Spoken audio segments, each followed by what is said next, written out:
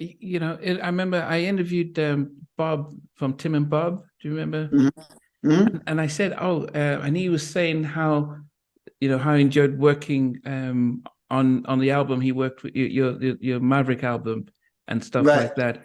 But it just spoke about how I think a lot of people don't realize how much of a drummer and that you are and stuff. Did you play the drums on Like I Do? The crazy thing, I did. At the beginning, when you hear that, but that's the drum. Yeah, I did that. Yeah, absolutely. Yeah, that's dope that you caught that. That's pretty cool. Yeah. I didn't think about Like I Did. I thought you was talking about She Needs Me, but yeah, on Like I Do. Yeah, I did actually. Yeah, but that's the thing. It's be able to see you. Because I saw you when you were doing rehearsals for the Culture Tour, and then you got back on the drums and you were almost teaching the. I don't know if you're showing the drummer and the band. Okay, this is. I was like, look at and I think that's the thing that people are like. Wow, this guy's really, because people don't. If people might not realize that side of you, because most people just go in the studio and program. Did you ever do that on tour? Did you just go behind and just? I did. Do the Phil Collins? Yeah, I mean, so this next is I can't let the cat out the bag, but yeah, you're gonna see a lot of instrumentation coming on, like in the latter shows that's coming up with Jodeci. Even on this tour, we had I built Devontae this grand piano. And we're supposed to come through the whole lately segment, and he at the last minute said, nah. I said, come on.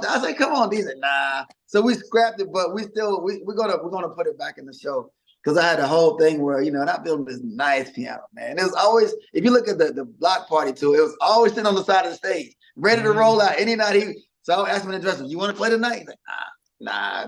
So it was, if you look, it's always sitting on the side. He's ready to roll it out anytime. But he wouldn't want to do it. But he's gonna do it. Though. But you bring out the drums though. I jump back on the drums, what he do lately. So. Yeah. Oh goodness! I don't know if you remember Bryce Wilson from Groove Theory. Yeah, Groove Theory. Yeah. And I was saying to him when I interviewed him, I was saying, who is it? What's his favorite album? And he says Diary of the Madman is the greatest R&B album he's ever heard. And he said about when he came into you guys' studio that it was like a spaceship that lights right. Right.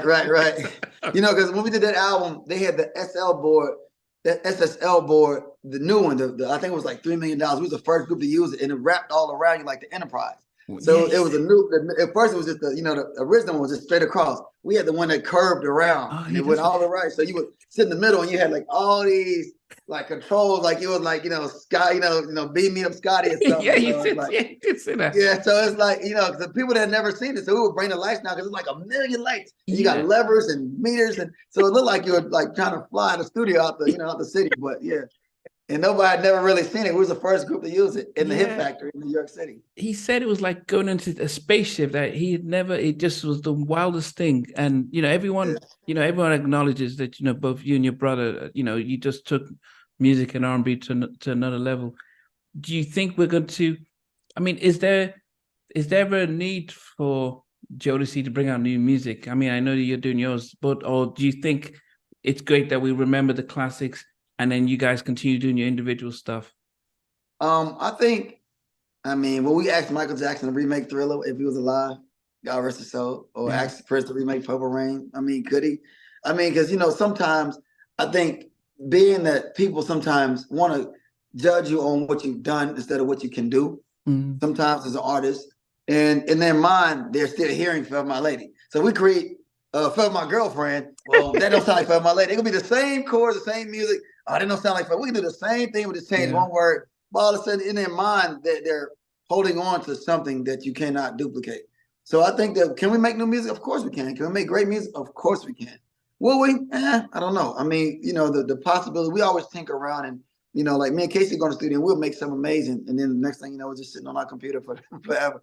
Yeah. But, so it's like, sometimes you leave well enough alone and you just keep moving forward. And, if it comes back to making new music, great. But if we can keep touring and give people what they really like and what they want to hear, that's great too. We know that you like us. Hit it.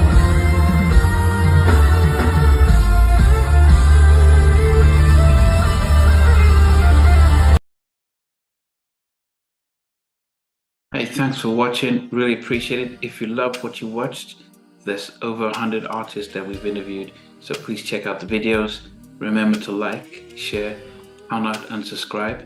But better still, become a member of Halftime Chat and get exclusive videos ahead of time. But thanks for watching. Take care.